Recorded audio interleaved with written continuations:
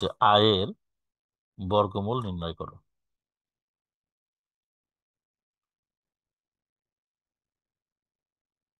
ওকে, এখন আয়ের বর্গমূল নির্ণয়ের ক্ষেত্রে আমরা এখানে কি কাজ করব?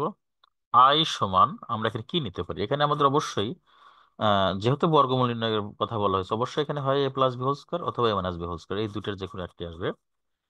তাহলে আমরা যদি এরকম ফরম্যাট নিতে চাই, আমরা একটা কাজ করব, সেটি হলো আমরা এখানে টু আই নিই।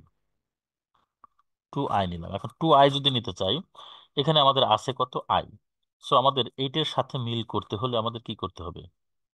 আমরা যদি এখানে এই যে দুই দ্বারা ভাগ করি, তাহলে আমরা এখানে দুই দ্বারা ভাগ করলাম আর দুই দ্বারা গুণ করলাম, তাহলে আমাদের মানের কোনো পরিবর্তন হয়নি। অর্থাৎ এখানে এই দুই আর এই দুই কেটে দিলে আমাদের এখানে কিন্তু এই আই চলে আসে। তো আমাদের মানের কোনো পরিবর্তন হয়নি। ওকে, এরপরে হাফ ইন্টু, ওই যে আমরা টু আই এর ক্ষেত্রে আমরা যেটি করেছিলাম, আমরা সেই সেই কাজটা এখানে করতে পারি। One plus two I minus one. ঠিক আছে, এখানে কি half into one plus two I minus one. এখানে ওয়ান আর ওয়ান কেটে দিলে আমাদের টু আই কিন্তু থাকে, তার মানে আমাদের উপরের ভ্যালু যেটা, এখানেও সে একই ভ্যালু থাকে। ওকে, এরপরে হাফ ইন্টু কি হবে? ওয়ান প্লাস এই টু আই এখানে থাকবে, আর এখানে মাইনাস ওয়ান। আমরা জানি যে আই স্কোয়ারের মান হচ্ছে মাইনাস ওয়ান। সো আমরা আই স্কোয়ারের এই আই স্কোয়ারটি আমরা এই মাইনাস ওয়ানের পরিবর্তে লিখতে পারি। তাহলে প্লাস কত হবে এখানে? I square.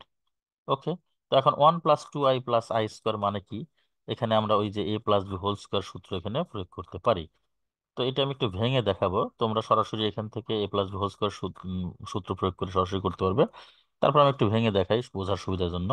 তাহলে ওয়ান স্কোয়ার প্লাস এখানে টু ইন্টু ওয়ান ইন্টু এখানে আই প্লাস কত হবে? আই এই যে হোল স্কোয়ার।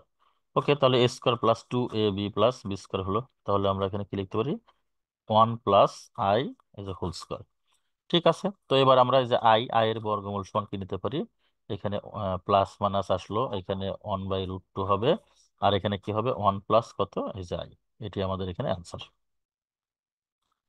ঠিক আছে, আমরা কিন্তু খুব সহজেই আমরা এই প্রবলেমটিও সলভ করতে পারি। কি ক্লিয়ার কি? বুঝতে জি পারছো স্যার। তোমরা?